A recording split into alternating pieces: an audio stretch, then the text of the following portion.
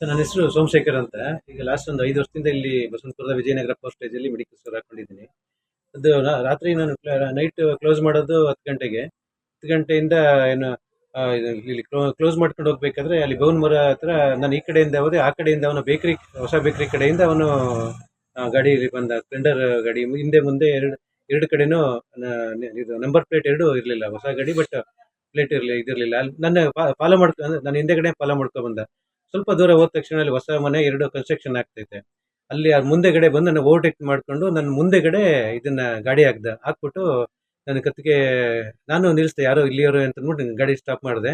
ಬಂದು ಸ್ಟ್ಯಾಂಡ್ ಹಾಕ್ಬಿಟ್ಟು ಬಂದ್ಬಿಟ್ಟು ನನ್ನ ಕತ್ತಿಗೆ ಚಾಕು ಹಿಡ್ಕೊಂಡು ನನ್ನ ಚೈನು, ಒಂದು 16 ಗ್ರಾಮ್ ಚೈನ್ ಇತ್ತು, ಮತ್ತೆ 3,000 ರೂಪಾಯಿ ಕ್ಯಾಶ್ ಕಿತ್ಕೊಂಡು ಪೊಲೀಸ್ಗೆ ಏನಾರು ಹೇಳಿದ್ರೆ ಚುಟ್ಬಿಡ್ತೀನಿ ಅಂತ ಹೇಳ್ಬಿಟ್ಟು ಎದುರಿಸ್ಬಿಟ್ಟು ಹೊಟ್ಟೋದ ಸರ್. ಸೇಮ್ ನಾನು ಫಾಲೋ ಮಾಡಿದೆ, ಬಟ್ ರೈಟ್ ಸೈಡ್ ಆ ಕಡೆ ಹೋದ ಸರ್ ಅವನು.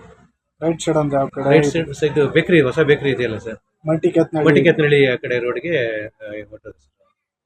ಅಲ್ಲಿ ಆಕ್ಚುಲಿ 2-3 ಕಡೆ ಇದಿದೆ, CC ಕ್ಯಾಮ್ರಾಗಳಿದೆ. ಅಲ್ಲಿ ಓಪನ್ ಮಾಡಿ ನೋಡಿದ್ರೆ ಸಿಗಾಕೋತಾರೆ. ಸ್ಟೇಷನ್ ಕಂಪ್ಲೇಂಟ್ ಏನಾದ್ರು ಕೊಟ್ಟಿಲ್ಲ? ಇಲ್ಲ ಸರ್, ರಾತ್ರಿ ಆಕ್ಚುಲಿ ಫೋನ್ ಮಾಡಿದ್ವಿ. ಇವರು ಸರ್ಕಲ್ ಇನ್ಸ್ಪೆಕ್ಟರ್ ಸರ್ ಮತ್ತೆ 1112 ಇನ್ಸ್ಪೆಕ್ಟರ್ ಎಲ್ಲ ಬಂದಿದ್ರು. ರಾತ್ರಿ 3 ಗಂಟೆವರೆಗೂ ಬಂದು ಎಲ್ಲ ಫೋಟೋ ತಗೊಂಡೆಲ್ಲ ಹೋಗಿದ್ದಾರೆ.